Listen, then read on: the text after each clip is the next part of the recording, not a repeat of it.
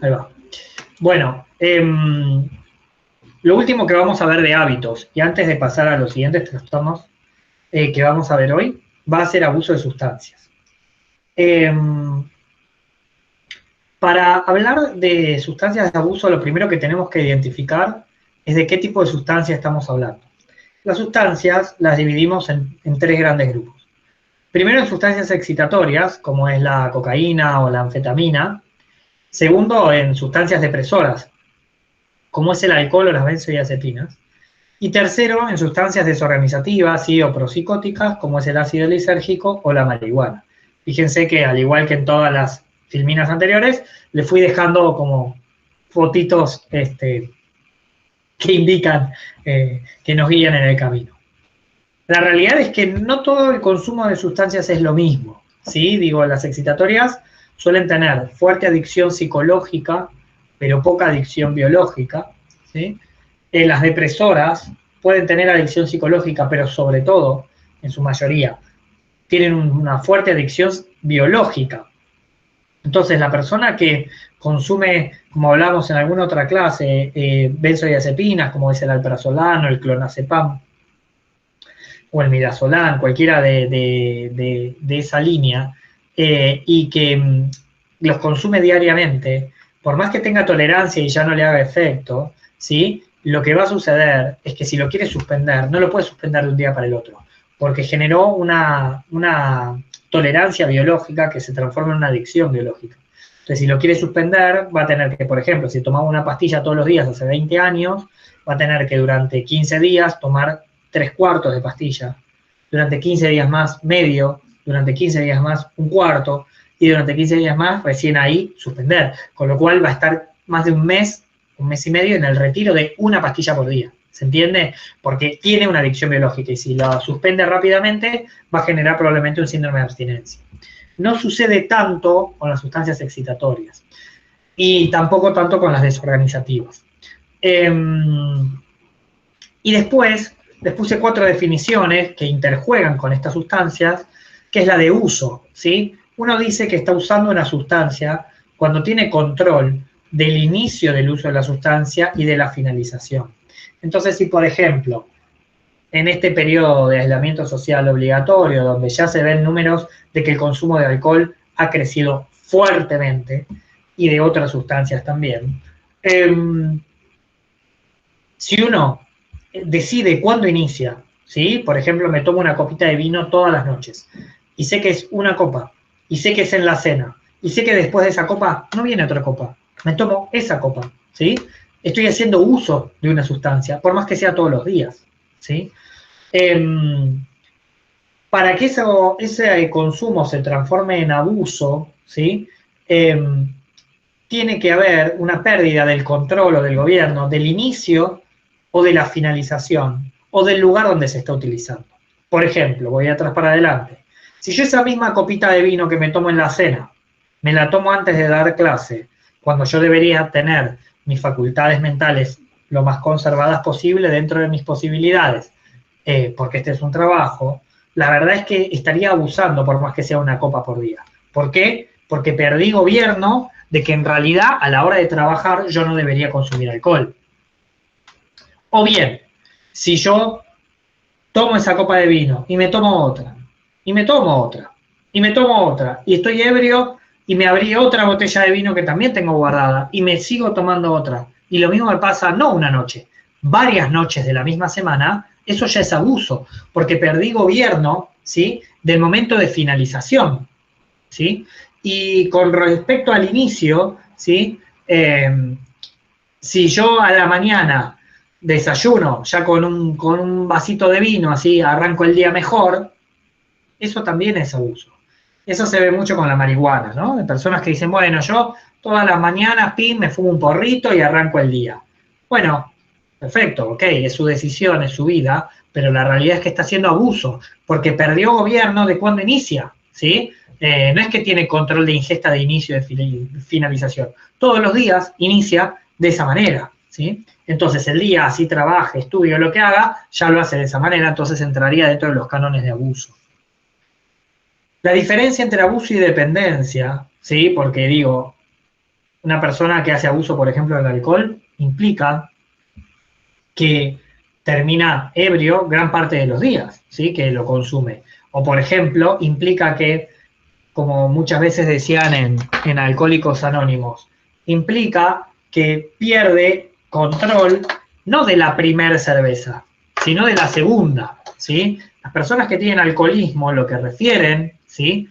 Es que el problema no es tomar o no tomar, porque eso hasta lo pueden controlar, por eso la mayoría de las personas que son recuperadas del alcoholismo cuentan la cantidad de días que llevan sin tomar, y eso lo pueden hacer. Lo que no pueden hacer, y los que perdieron el gobierno, es de entre la primera y la segunda ingesta. O sea, si se toma una, se va a tomar dos, y si se va a tomar dos, se va a tomar tres, y si se va a tomar tres, se va a tomar cuatro. Eso es abuso. Para que eso le sumemos que es dependencia, implica, como suele pasar en las personas alcohólicas, que aparte de eso, lo que sucede es que una vez que se termina la cantidad de sustancia que tenía disponible, sale a buscar más. Se llama craving o conducta de búsqueda. Entonces, se tomó la botellita de vino que tenía en la casa y agarró y abrió la de whisky que le quedaba un fondito y se la tomó también. Y ya remamado, y las 5 de la mañana, dijo, no, bueno, me voy a buscar una birra más y con eso me voy a dormir. ¿Para qué te vas a buscar una birra más? Ya estás en tu casa, ya estás borracho, no salgas. No, una más y ya está, me voy a dormir. Ok, entonces, ¿qué hace? Baja, 5 de la mañana, va, le golpea la persiana al kiosquero que sabe que vive atrás para pedirle una birra, se pelea con el kiosquero, va a buscar un restaurante, un bar que esté abierto para que le vendan, nadie le vende, ya es ahora. Se queda esperando en la puerta del chino que llega a las 6 de la mañana, pese que a las 8 y le dice, maestro, una birrita, se la pago acá en la puerta y me voy, ¿sí? Eso es conducta de búsqueda, ¿sí? Y eso ya se considera dependencia de una sustancia. Lo mismo con cualquier sustancia, ¿sí? Digo, pasa con la cocaína, ¿sí?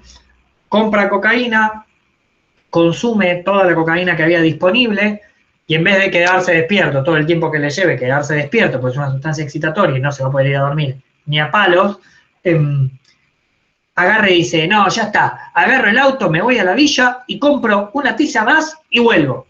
Y decís, ¿para qué? ¿Te la tomaste toda, chingüengüencha? No hace falta salir, buscar, ir de vuelta, y lo hace. Bien, eso es la línea, el corte entre abuso de una sustancia y la dependencia de una sustancia. ¿Tá? El último paso, o el paso siguiente, es la abstinencia. ¿Sí? La abstinencia, digo, hay sustancias que cuando se suspende su uso, generan abstinencia. Su uso, su abuso o su dependencia, generan abstinencia. Generalmente las que generan abstinencia son las depresoras. Hay menos abstinencia en excitatorias, pese a que hay, digo, las personas que consumen cocaína habitualmente tienen síndrome de abstinencia si suspenden rápidamente. La marihuana prácticamente no tiene, el LSD prácticamente no tiene, y las depresoras prácticamente tienen todas, ¿sí? Entonces una persona que se tomaba 4 cervezas por día todos los días durante 8 meses, si un día no toma más, va a tener síndromes de abstinencia. Síndromes de abstinencia severos, ¿sí? Por ejemplo, el alcohol tiene un síndrome específico que se llama delirium tremens, que es un trastorno de la conciencia, que es el síndrome de abstinencia del alcohólico, ¿sí? Y que no es que se necesitan 20 años de tomar vino terminado. Con realmente un consumo sostenido, durante, por ejemplo, de cerveza durante un año, ya si suspende o durante 6 meses va a tener síndrome de abstinencia.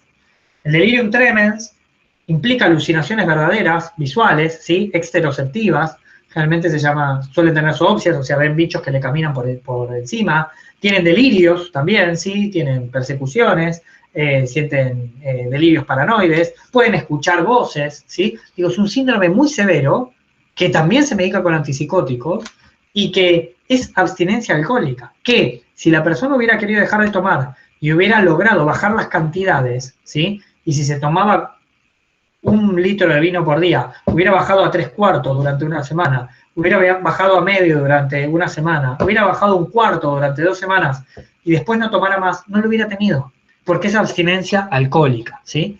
Entonces, bueno, en eso se clasifican, ¿sí? Tanto el abuso de sustancias se va a clasificar entonces de acuerdo al tipo de sustancia y al tipo de consumo que tiene, si es abuso de dependencia o si está en un estado de abstinencia. Todo esto es el primer diagnóstico diferencial con cualquier trastorno mental. Digo, una persona viene con manía, lo primero que hay que descartar es que no sea una situación de abuso de cocaína, por ejemplo, ¿sí? Una persona viene con un estado depresivo terrible, bueno, hay que ver que no sea abstinencia de cocaína, por ejemplo, ¿sí? Una persona viene con alucinaciones, bueno, hay que ver que no sea o LSD o un brote esquizofrénico producido por marihuana, porque por otro lado, yo ya les comenté de un estudio español que muestra que 1 de cada 3 personas en España que desarrolló esquizofrenia fue habiendo consumido marihuana.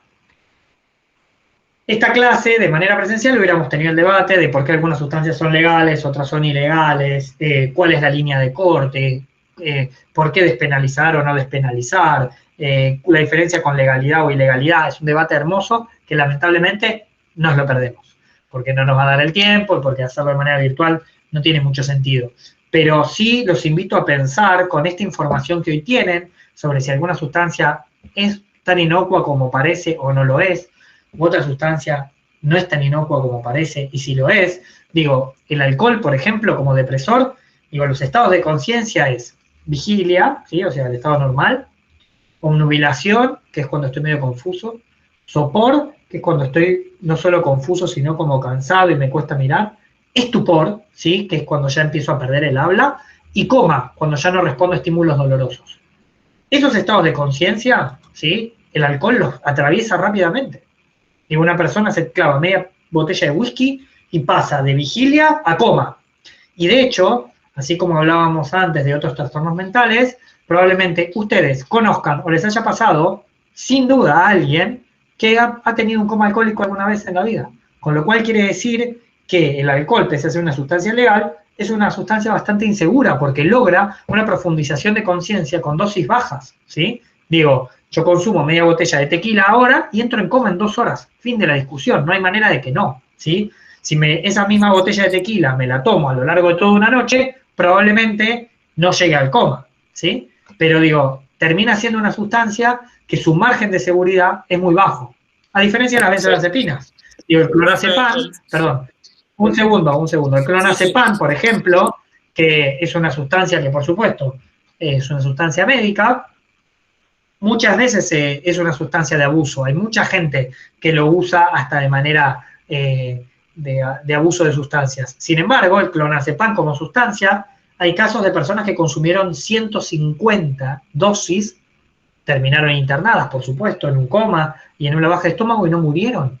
Digo, hay pocas pastillas que uno se puede tomar 150 y no muera, ¿sí? Digo, te tomás 150 aspirinas y te morís por intoxicación salicílica y una muerte dolorosísima. Con el clonazepam no te pasa. Entonces pasa de ser una sustancia que tiene muchos efectos, pero también es una sustancia muy segura, ¿no? Digo, como para empezar a jugar en esas variables. Ahora sí, Hernán, decime.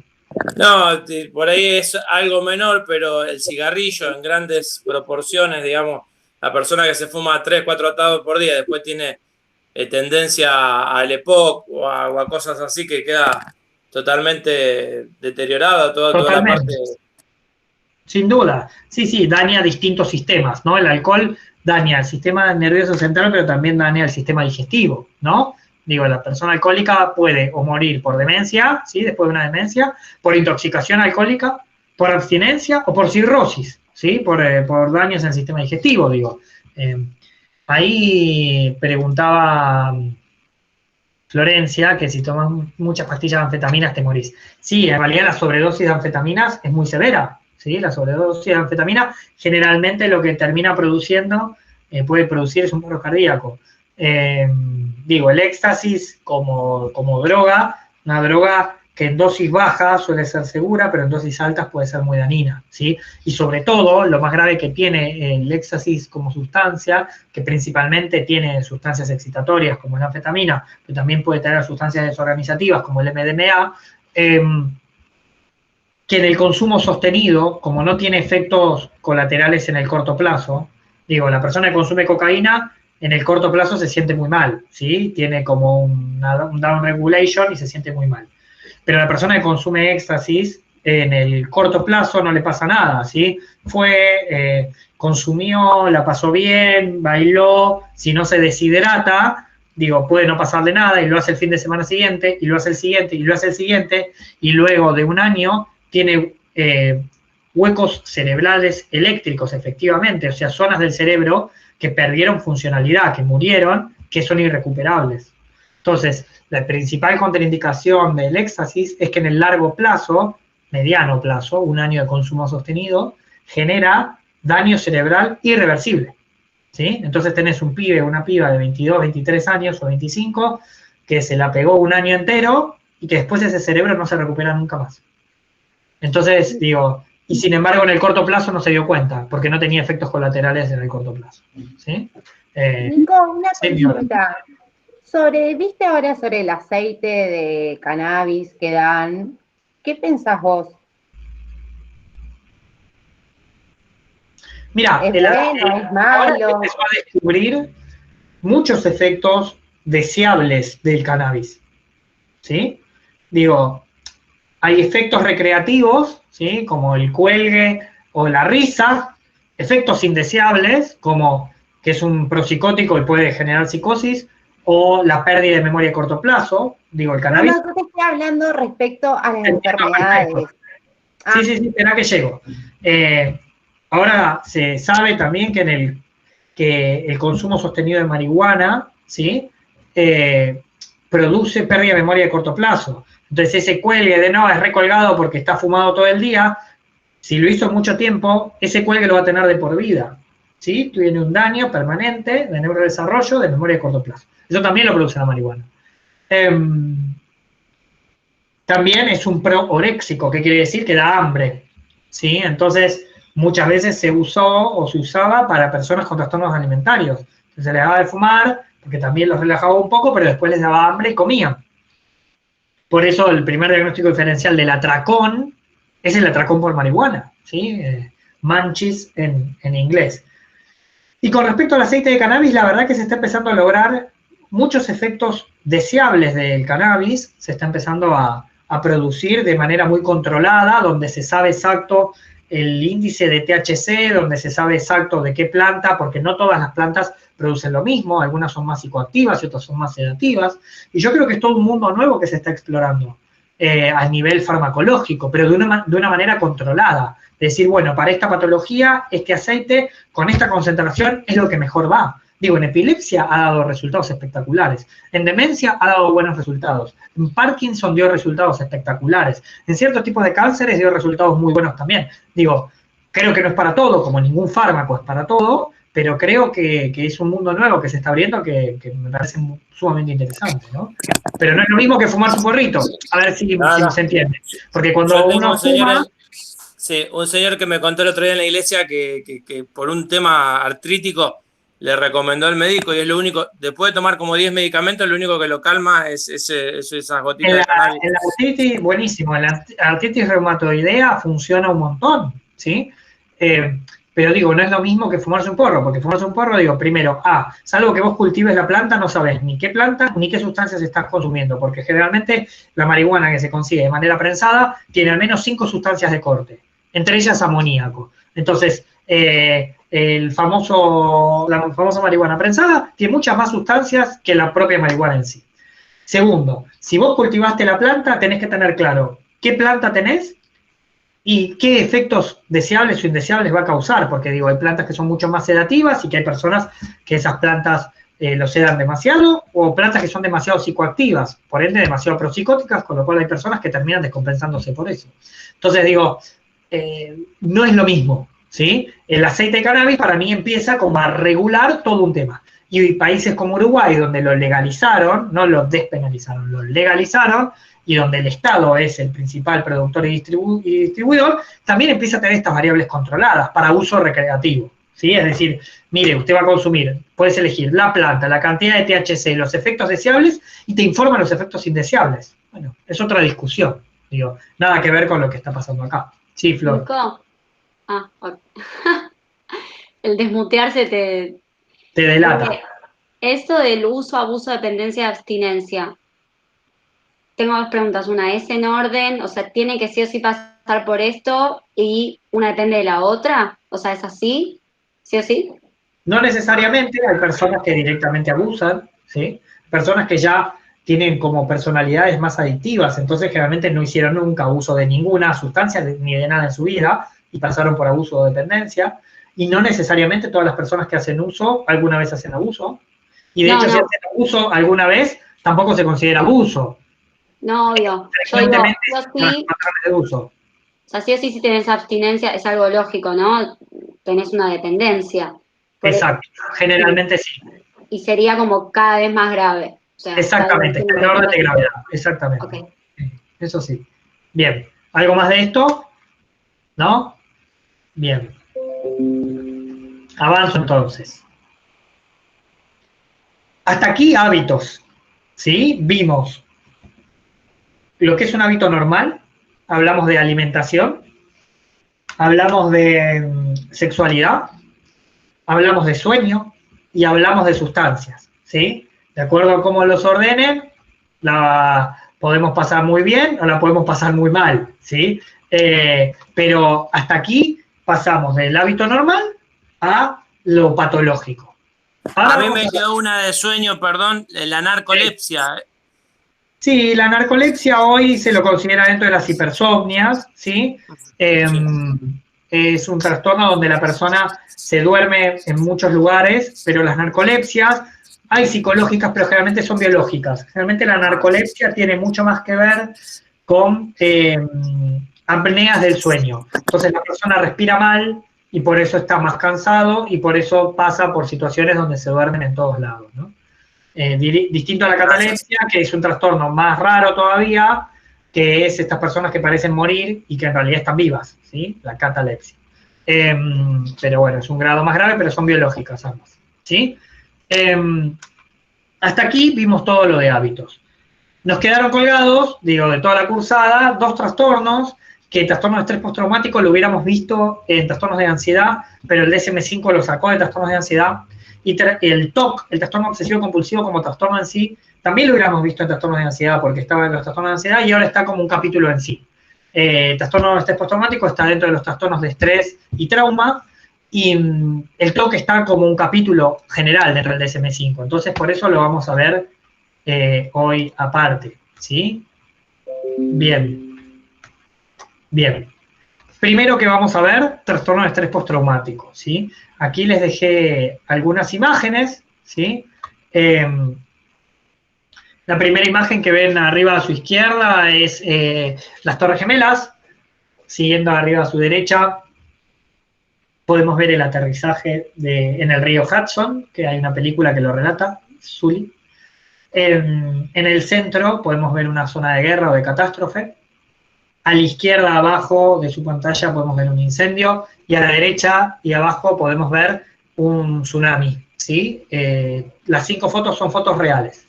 La realidad es que estrés postraumático no es una patología nueva. Digo, Freud hablaba de neurosis de guerra, ¿sí? Históricamente. Solamente que se veían, ¿sí? O bien en casos muy puntuales de personas particulares, por ejemplo en algún accidente de auto, o en un accidente vehicular, etc. O se veían personas que volvían de la guerra. Puse como primera foto a la izquierda la de las Torres Gemelas, porque desde ese 11 de septiembre en adelante se empezó a investigar mucho el trastorno de estrés postraumático porque se vio en población civil un gran índice, una gran incidencia de trastorno de estrés postraumático. Cuando sucede ese atentado en Manhattan, lo que sucede es que se hicieron muchos estudios de cercanía, ¿sí? Del evento, ¿sí? De la catástrofe en este caso, con la incidencia de trastorno de estrés postraumático, y se vio que los que estaban en la isla a menos de 1 kilómetro, más del 70% desarrollaron estrés postraumático posterior. Sin embargo, los que estaban en el extremo de la isla, que creo que son 6 millas en total, lo más lejos que hay, desarrollaron cerca del 10% de trastorno de estrés postraumático. Entonces, se empezó a investigar mucho sobre, primero, cómo tratarlo, porque apareció en altos índices en población general, y B, sobre la incidencia de acuerdo a la cercanía del evento traumático. A tal punto se sigue investigando que del DSM-4 al 5 se lo cambió de clúster, ¿sí?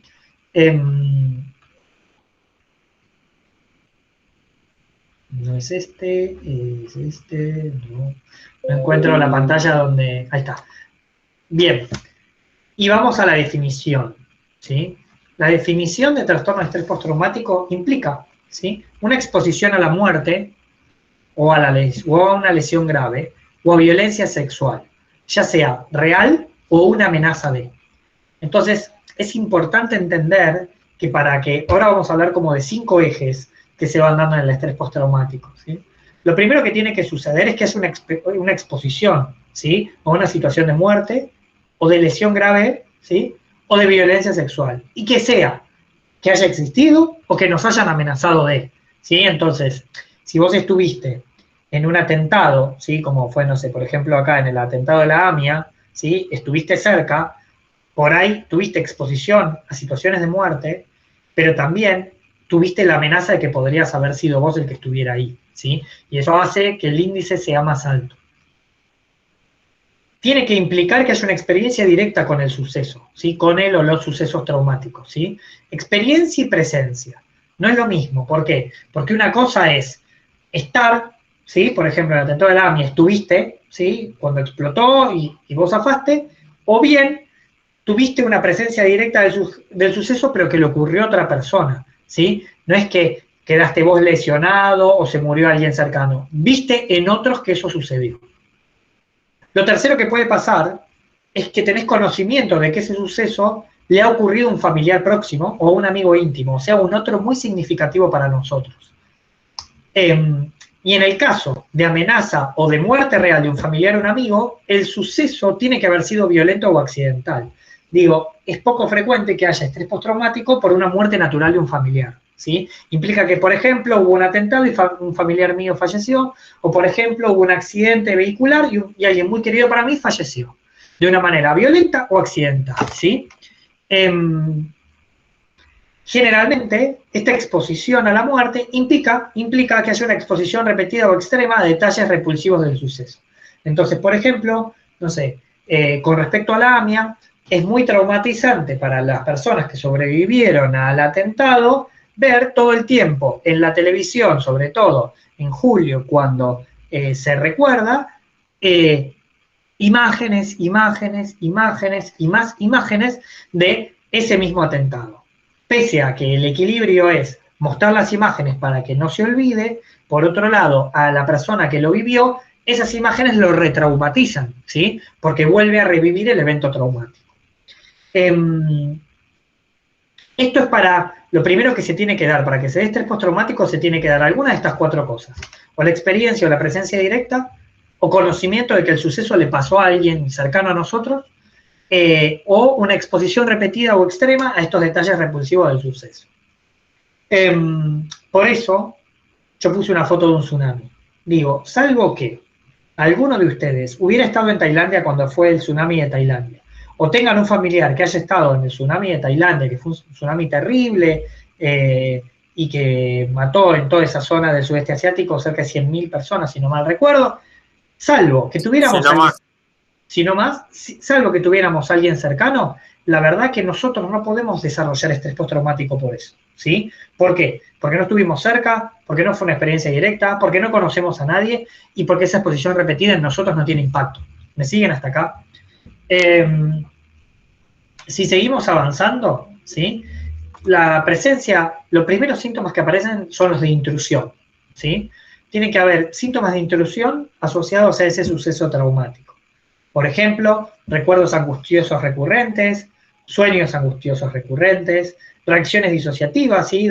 ¿Se acuerdan que las reacciones disociativas implica que yo me disocio y veo la realidad, la despersonalización, que yo veo la realidad desde afuera, ¿sí? O malestar psicológico intenso, pero que me irrumpe en relación a ese evento. Entonces son pesadillas, o el evento de flashback, ¿sí?, que es como que revivo nuevamente la situación, o reacciones o malestar psicológico en relación a ese evento, y que se me intruyen, ¿sí?, que se me meten sobre mi psiquismo. Ese es el primer síntoma que suele darse en estrés postraumático. Siguiente, evitaciones persistentes de estímulos asociados al suceso traumático. Entonces, evito activamente, ¿sí?, o hago esfuerzos para evitar recuerdos o pensamientos o sentimientos angustiosos acerca o estrechamente asociados al suceso traumático. Entonces, por ejemplo, si yo fui un sobreviviente a Cromañón, evito por completo, ¿sí?, escuchar callejeros, acercarme al barrio de Once o vincularme con otros sobrevivientes de Cromañón, porque eso me daña, me estresa, ¿sí? O evito o hago esfuerzos para evitar recordatorios externos, como les decía, personas, lugares o conversaciones o objetos o situaciones que despierten recuerdos, porque la realidad es que a medida que yo estimulo esos recuerdos, más se me genera la intrusión de esos pensamientos, como hablaba antes, ¿sí? Tercer punto, alteraciones negativas cognitivas y el estado de ánimo asociadas al suceso traumático. O bien, una incapacidad para recordar un aspecto importante del suceso. Entonces, digo, es frecuente en personas que atravesaron sucesos traumáticos que dicen, no me acuerdo nada. La verdad que me acuerdo, por ejemplo, con Cromañón. Me acuerdo que estaba viendo el recital y de repente me acuerdo que estaba fuera en la ambulancia. No tengo ni idea qué pasó. Y uno le pregunta, bueno, ¿pero te desmayaste? No, todos me dicen que yo salí caminando, pero no me acuerdo, ¿sí? O percepción distorsionada, ¿sí? Que la persona dice, no, lo único que recuerdo es que nos agolpamos todos en la puerta. Y el amigo le dice, no, si vos estabas conmigo, estábamos ya en la puerta y salimos de toque nosotros. No, si yo me acuerdo, la gente, los gritos, no, nosotros no escuchamos nada de eso. Entonces tiene una percepción distorsionada entre lo que le contaron, lo que vivió después y lo que recuerda que vivió antes. Bueno, y un estado emocional negativo, ¿sí? Disminución del interés, sentimiento de desapego, incapacidad persistente de experimentar emociones positivas, ¿sí? O sea, lo que podríamos decir, una depresión que es exógena, una depresión asociada al trastorno de estrés postraumático, ¿sí? Hablando un poco de comorbilidades. Este es el otro punto frecuente que se da en estrés postraumático. Bien, luego se da una alteración importante de la alerta y reactividad asociada al suceso traumático, ¿sí? Como un comportamiento irritable y arrebatos de furia con poca o ninguna preocupación que se expresan típicamente como agresión verbal o física contra personas o objetos. Entonces, de repente la persona, la verdad que es una persona re tranquila y de repente, después de un evento traumático, fue al supermercado de la esquina a comprar, le dio mal el vuelto y empezó a las puteadas, empezó a patear todo, revolvió las monedas y se quiso cagar a trompadas con el del supermercado. Vos decís, vos no eras así. Bueno, ese no eras así es que esa persona está manifestando cambios en su personalidad a raíz de ese evento traumático. Eso sirve para diagnosticar estrés postraumático, ¿sí? Comportamiento imprudente o autodestructivo, hipervigilancia, respuesta de sobresalto exagerada, a veces problemas de concentración o alteraciones del sueño, ¿sí? Que ya vimos un montón de alteraciones del sueño. Dos cosas importantes para decir de estrés postraumático. Les quiero recomendar dos películas. En este momento en Netflix hay una película que se llama Cinco Sangres, que cuenta la historia de 5 excombatientes de Vietnam, sobrevivientes a la guerra, 4 de ellos, que vuelven a Vietnam para recuperar los restos del 5.º de ellos. Es interesante la película, porque más allá de que el trasfondo muestra las posibilidades de libertad o de sumisión, 5 sangres.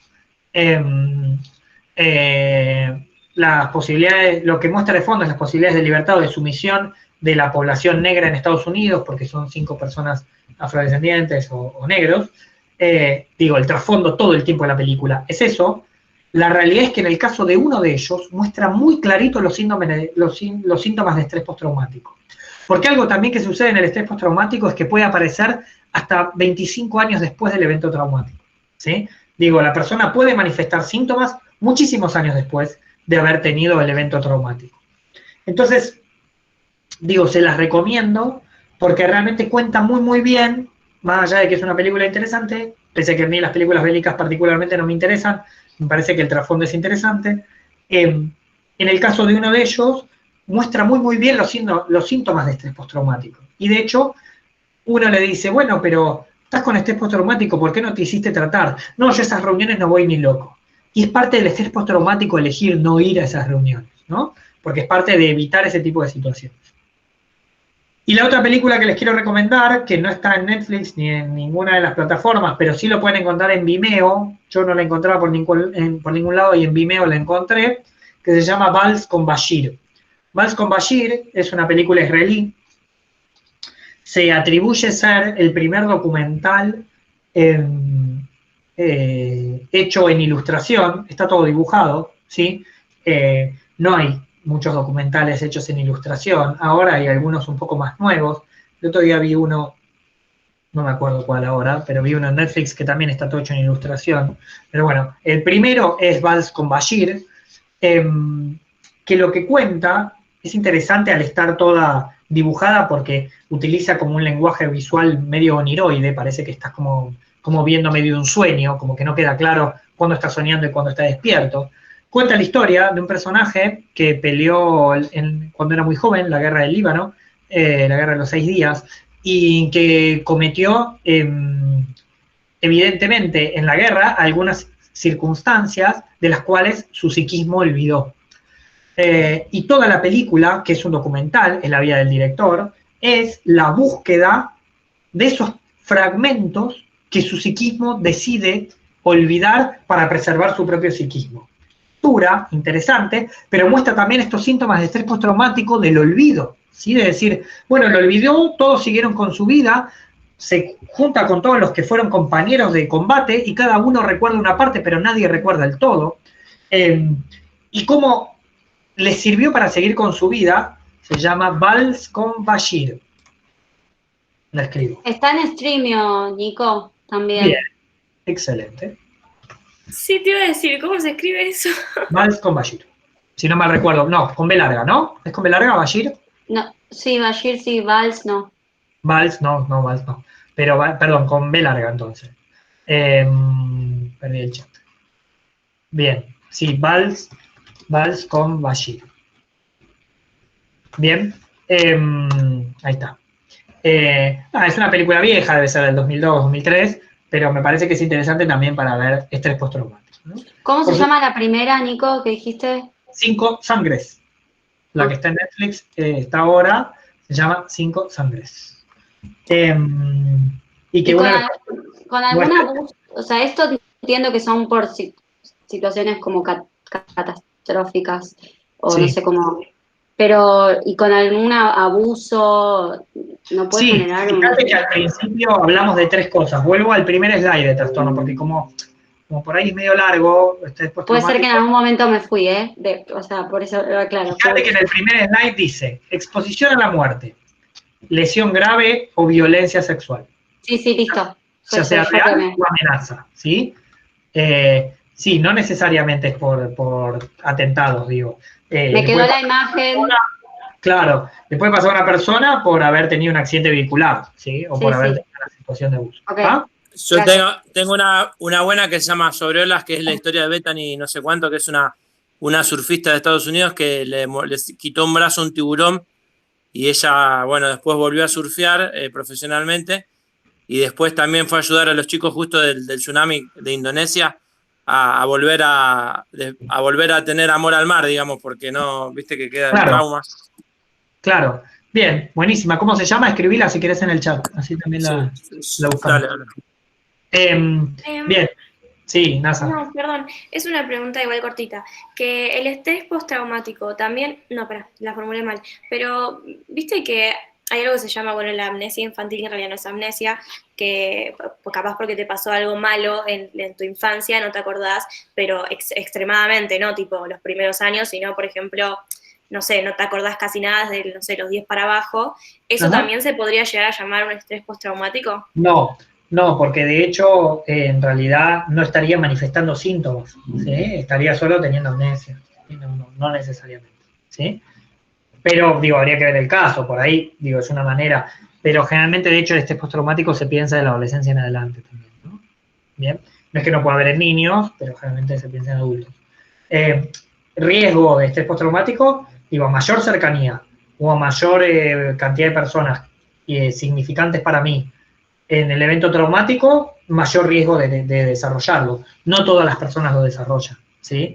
Y factores protectores, poder hablar tempranamente de lo que le sucede, de cómo se siente y de cómo le está sucediendo, ¿sí? Eso es un factor protector para no desarrollarlo. Digo, por eso, bueno, no hablar, guardarlo como en el cajón de los recuerdos, es más riesgoso para desarrollarlo en un futuro, ¿sí? Nico, acá habíamos hablado de la película esa, La vida me supera, me hizo acordar lo de NASA, el documental sobre los chicos que se quedan dormidos después de... Es un evento traumático. Sí. Sí. No lo habíamos hablado acá. Porque pero... de clase que hablaba de niños, porque ahí sí pasa el niño. Sí, viste que en La vida me supera, que es durísimo, el documental, sobre todo porque está centrado en refugiados sirios que en el proceso de búsqueda y de refugio de ellos lo superan y después se empiezan a apagar y caen como en una catatonía, ¿sí? Sí. Viste que, primero, que es un fenómeno nuevo, no había sido registrado antes. Segundo, hay escenas muy duras donde por ahí un hermano se empieza a despertar y otro empieza con los primeros síntomas y no lo pueden frenar. Durísima, durísima. Pero no... Empiezan a hablar de que podría ser una manera de expresión del estrés postraumático, pero no le encuentran todavía un diagnóstico, porque como no le encuentran una clínica específica, ¿no? De por qué le sucede a unos y no a otros. Muy interesante. Un documental cortito, debe durar 25 minutos y durísimo, porque es durísimo. Claro, a mí un texto más, un libro. Psicomotricidad, por eso pregunté. ¿Lo vieron en psicomotricidad? Claro. Hay un libro que alguna vez pasó por mis manos que se llama Los 100 soles de Japón y habla de las bombas, o sea, el estrés postraumático de Hiroshima y Nagasaki de los sobrevivientes. Es tremendo. Sí. Digo, no es algo nuevo, ¿no? Freud ya lo describió en las neurosis de guerra, ¿está? O sea, Freud ya lo veía en los que habían peleado la Primera Guerra Mundial. Digo, pero bueno, cada vez como que se fue especificando más porque también fue afectando a población general, ¿no? Bien. Y el último trastorno que vamos a ver en el día de la fecha y en la cursada, les dije 10:30 que tengan la cena lista, capaz que llegamos antes, no mucho antes. Es el trastorno obsesivo compulsivo. Siguiendo con las imágenes, les dejé aquí 3 imágenes. El primero es de una persona ordenando los lápices y los ganchitos. El segundo es de una película que en inglés se llama As Good As It Gets, que en español es Mejor Imposible. Y tercero, de la película que está en Netflix, que se llama Toc Toc, donde el actor argentino es Oscar Martínez, pero que también fue una obra de teatro muy recomendable y muy conocida acá en Argentina, ¿sí? Muy buena obra de teatro, me morí la risa, muy buena. Muy buena. El trastorno obsesivo compulsivo como constructo se puso como un diagnóstico particular porque también puede aparecer en distintas situaciones como refractario a distintas situaciones. Pero en líneas generales lo que vamos a hablar es, primero, la definición de obsesión. ¿Qué es una obsesión? ¿Sí? Una obsesión es un pensamiento, un impulso o imágenes recurrentes y persistentes que se experimentan, ¿sí? En algún momento durante el trastorno como intrusas o no deseadas, ¿sí? O sea, son pensamientos que nos invaden, ¿sí? Son imágenes o pensamientos o ideas que nos invaden y que en la mayoría de los sujetos causan ansiedad o malestar importante. Como causan ansiedad, en el DSM-4 estaban dentro de los trastornos de ansiedad. Por supuesto, ahora se entiende que es un concepto mucho más grande y que la ansiedad es secundario a esto. Y que el sujeto estos pensamientos intrusivos intente ignorar o suprimir, ¿sí? O neutralizarlos de alguna manera, ¿sí? Neutralizarlos con un comportamiento, con una conducta que se llama compulsión, que es lo que vamos a ver ahora. Sobre todo, la idea que quiero que se queden del trastorno obsesivo compulsivo es que son pensamientos catastróficos, ¿sí? Son pensamientos que si no hago algo determinado, una catástrofe va a advenir. Entonces, digo, el típico ejemplo es, salí de mi casa y no sé si cerré la puerta, ¿no? Entonces, digo, si yo salí de mi casa y no sé si cerré la puerta y vivo en un edificio, bueno, ¿qué va a pasar? Si cerré con llave la puerta, ¿no? No si la dejé abierta. No, bueno, puedo estar preocupado, no sé, puedo volver, ver que no pasa nada, que es chequear y listo, y ya está. Distinto es si ese pensamiento cada vez se vuelve más grande, me ocupa más tiempo, me lleva más costo mental, y es que, no, es que si no cerré la puerta, imagínense, pueden entrar cualquier persona a vivir a mi casa, se me puede incendiar la casa, me pueden robar todo lo que tengo, como que son catastróficos, las obsesiones son catastróficas. Y vienen de la mano de las compulsiones, ¿sí? Que la compulsión es un acto o un comportamiento para neutralizar esa obsesión, ¿sí? Por ejemplo, en estos momentos, ¿sí? Digo, todos nos lavamos muchas veces las manos por un tema de salud pública, si se quiere, ¿sí? Pero imagínense decir, no, porque si me agarra coronavirus nos va a matar a todos, ya empieza a ser un pensamiento como más fuerte. Probablemente las personas con trastorno obsesivo compulsivo, cuya compulsión es lavarse las manos, en estos momentos deben estar realmente muy mal. Muy bien, porque... Bueno, Muy bien, porque tenés... No, porque tenés como por ahí la con la mano lo mínimo alcanza y por ahí en ellos refiere mucho costo mental, ¿sí? Entonces, sí, bien para el coronavirus, pero por ahí les refiere demasiado costo mental, ¿no? Digo. Sí, eso, y también el hecho de que es como que no sos un bicho raro por estar lavándote las manos a cada rato, que tal vez en otros momentos como que como que pasa más desapercibido, capaz, Sí. un toque por higiene. Totalmente. Indiscutiblemente eso, como le pasa a mis pacientes que les contaba más temprano, que tienen síntomas de aislamiento y hoy se sienten bárbaros, porque dicen, bueno, igual estamos todos aislados, ¿no? Pero eso que estamos diciendo de que se sienten más a gusto, no deja de ser que se vuelve más egosintónico, algo que era egodistónico, digo, para seguir dándole vueltas al asunto, ¿no? Digo, por un lado, ese toque por higiene, como vos decís, que siempre es egodistónico, ¿sí? Siempre para la persona le causa malestar y no está conforme y sabe que le lleva mucho tiempo. Ahora dice, bueno, ya nos pasa a todos, entonces no es tan grave. Entonces se volvió Claro, es más cómodo, pero se agrava. Claro, exacto. Exactamente. Se vuelve más cómodo, pero en realidad al volverse egosintónico se agrava. O actos mentales, ¿sí? Cantar, repetir palabras en silencio. Son comportamientos repetitivos, ¿sí? Que el sujeto realiza como respuesta a una obsesión o de acuerdo con reglas que ha de aplicar de una manera rígida. Por ejemplo, con esto que les decía de la casa, la persona va y entra abre y cierra la puerta una vez, abre y cierra la puerta 2 veces, abre y cierra la puerta 3 veces, 4 veces, 5 veces, siempre de números impares, porque es una regla que se impuso para estar convencido de que la casa quedó cerrada con llave. El objetivo último de estos comportamientos sueltos mentales es disminuir la ansiedad o el malestar que le produce la situación temida, ¿sí? O sea, no es que dice, no, yo me lavo las manos, como decíamos antes, porque igual, bueno, me ayuda para el coronavirus. No, es solo para evitar este pensamiento catastrófico, esta obsesión. Y estos comportamientos, ¿sí? No están conectados realmente con los destinados a neutralizar o prevenir, ¿sí? O bien a la persona le resultan claramente excesivos. Porque digo, si ahora se lava 5 veces más las manos por día de lo que antes se lavaba 10, y ahora se lava 50 veces por día, es claramente excesivo, va a tener una dermatitis, eso va a generar un daño en la piel, terminan andando con guantes porque se lastiman la piel de tanto lavarse las manos. ¿Me siguen hasta acá? Entonces la persona lo vive como claramente excesivo. Y lo último de la obsesión y de la compulsión es que requieren mucho tiempo, ¿sí? La persona que tiene un trastorno obsesivo compulsivo refiere sentir que utiliza mucho tiempo para esto, ¿sí? Como que la persona está demasiado tiempo por día inmerso en las obsesiones o en las compulsiones, ¿sí?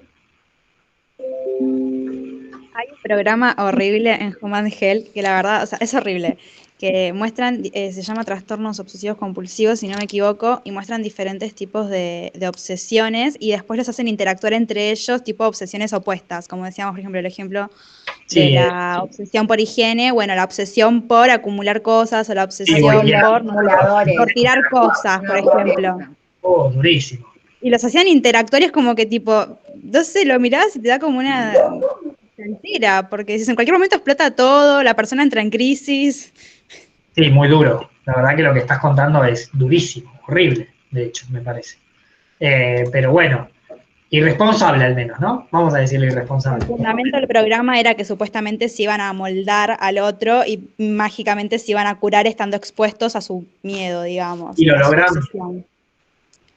Nada, capaz que sobreactuado y te hacen creer que sí, porque no está comprobado que los actores, digamos, que están en la serie sean realmente personas que padezcan el trastorno. Claro. Digo, entonces volvés muy cómodo limpiando 20 veces al día la casa, o claro, a gusto o orgulloso de limpiar 50 veces el piso, y no creo que sea tan así. Bueno, capaz que fueron alumnos haciendo el role-playing del segundo parcial de psicopatología, ¿no? Eso lo podríamos hacer. Estaría bueno, hacer como de top diferentes. Es una buena idea. Sí. ¿Te puedo hacer una pregunta respecto a eso? Sí. ¿Se pueden, tipo, vamos a hacer como diferentes personajes o tenemos que ser nosotros? Esto, si no, dejo de grabar y ya charlamos del parcial si quieres. Sí, no, del parcial. No, y por eso, de los contenidos teóricos, ¿algo más? ¿No? Bien, entonces, denme un segundo.